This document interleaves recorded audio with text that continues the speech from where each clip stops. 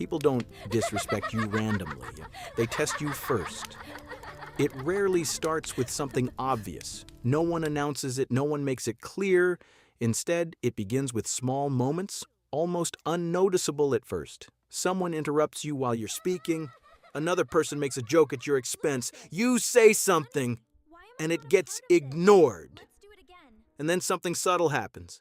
The rest of the group follows along, not because they're trying to be disrespectful, but because they're reacting to what they see. They're reading the situation, picking up on signals, and adjusting their behavior without even thinking about it. And in that moment, whether you realize it or not, you're being tested because groups don't think the same way individuals do. When you talk to one person, they focus on your words, your ideas, your personality. But in a group, it's different. People are constantly scanning for social cues: who leads, who follows, who speaks with confidence, who hesitates, who gets talked over, and who doesn't allow it. They don't consciously analyze it, they feel it. And those feelings shape how they treat you. That's why one small reaction can change everything. If you hesitate too long, if you laugh off something that crosses a line, if you stay quiet when you should speak, the group registers it instantly, not as a big dramatic moment, but as a signal. And once that signal is sent, it spreads. Suddenly, people interrupt you more often. Your words carry less weight. Jokes at your expense become more frequent. And the hardest part is, it doesn't feel like it happened all at once. It feels gradual. But in reality, the shift happens in seconds because respect in a group is fragile. It's not something people consciously decide to give or take away.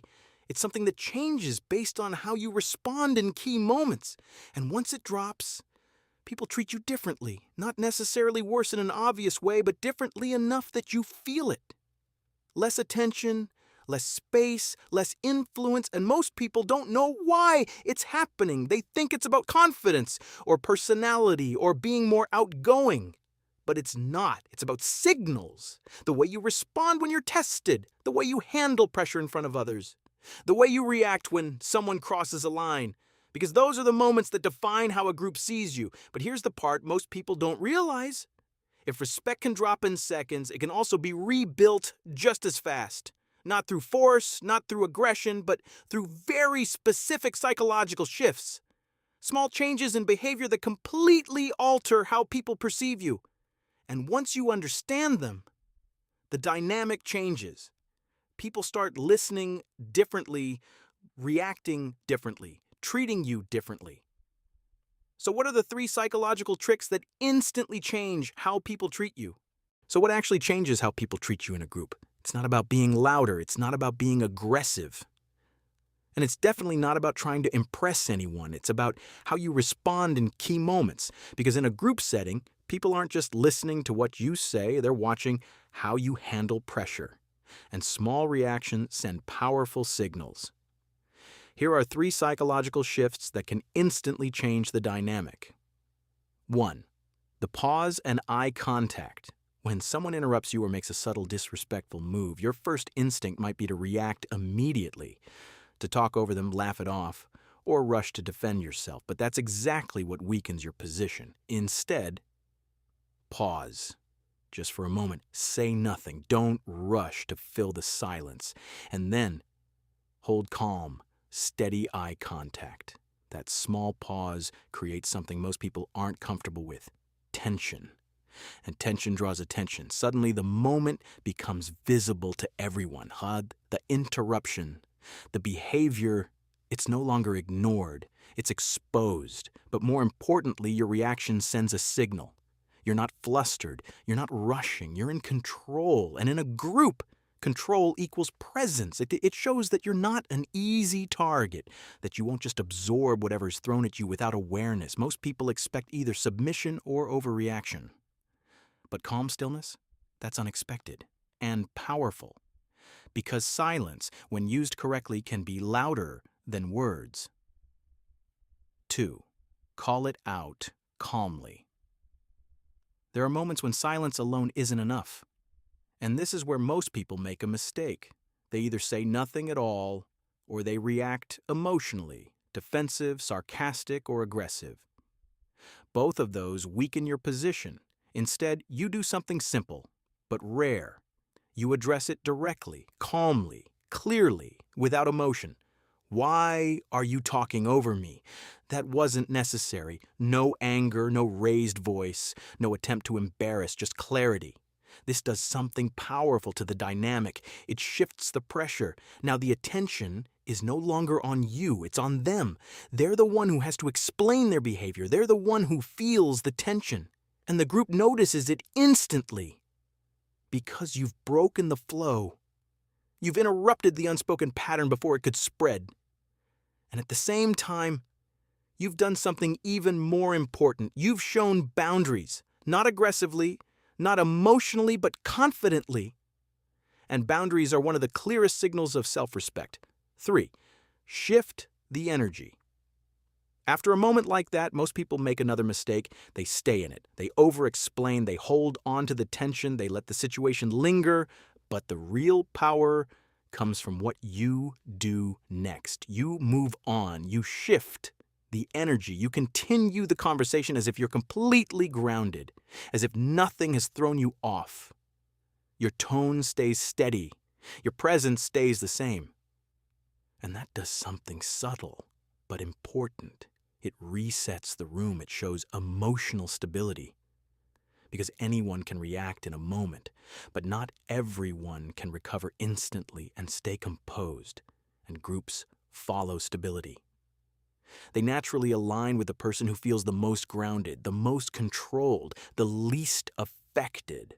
So when you shift the energy, you're not just moving on, you're leading, without forcing it, without announcing it, just through behavior. And this is the deeper truth behind all of this. Respect isn't about force, it's about signals. People don't respond to what you say nearly as much as they respond to how you act. Your tone, your timing, your reactions, that's what shapes perception. That's what defines your position in a group. And once you understand that, everything becomes more intentional. But this isn't about dominating people. It's about something deeper. So what does all of this really come down to? It's not about winning arguments. It's not about proving yourself. And it's definitely not about forcing people to respect you. Because real respect doesn't work that way. You don't force people to respect you. You show them how to treat you. And you do that not through words, but through behavior. Through the way you respond under pressure.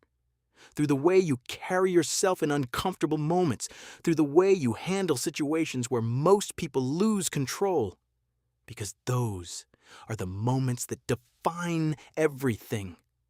Respect is a signal, and once you understand that, you stop chasing it and start embodying it. You begin to realize that boundaries create respect. Not harsh, aggressive boundaries, but clear ones. The kind that don't need to be explained over and over again. The kind that are shown through your reactions, through what you tolerate and what you don't. You also realize that calmness signals strength. Anyone can raise their voice. Anyone can react emotionally. But staying composed, especially when you're being tested, that's rare. And in a group setting, rarity stands out. People notice the person who doesn't get pulled into chaos, the one who doesn't need to compete for attention, the one who remains steady while everything else shifts. Because calmness isn't passive, it's controlled. And control is what people associate with confidence. Then there's emotional control. This is what truly defines your position in a group. Not how funny you are, not how loud you are, not how much you say, but how well you manage yourself. Can you stay grounded when someone challenges you? Can you hold your frame when things get uncomfortable?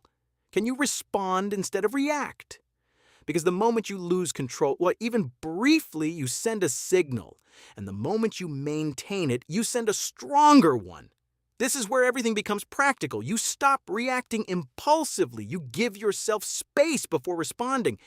Even a second is enough to shift how you come across. You stop trying to please everyone because the need to be liked often leads to tolerating things you shouldn't. And people can feel that. They can sense when you're adjusting yourself just to fit in, and instead you start acting like you already deserve respect. Not in an arrogant way, but in a quiet, grounded way. You don't over-explain, you don't over-apologize, you don't shrink yourself to make others comfortable, you simply hold your position. And over time, people adjust to that, because in a group, behavior sets the tone. Not intention, not words, behavior. And when your behavior consistently reflects self-respect, people respond to it, whether they realize it or not. Which leads to one of the most important shifts you can make. The moment you stop trying to earn respect is the moment people start giving it. Because you're no longer chasing validation. You're setting a standard. And standards change dynamics. They change how people speak to you, how they respond to you, how they include you, all without you needing to demand anything. Because in the end, respect isn't given to the loudest person in the room. It's given to the most controlled one, the one who doesn't need attention to feel secure, the one who doesn't react to everything, the one who stays steady no matter the situation. Because in a group, people don't follow the loudest person, they follow the most controlled one.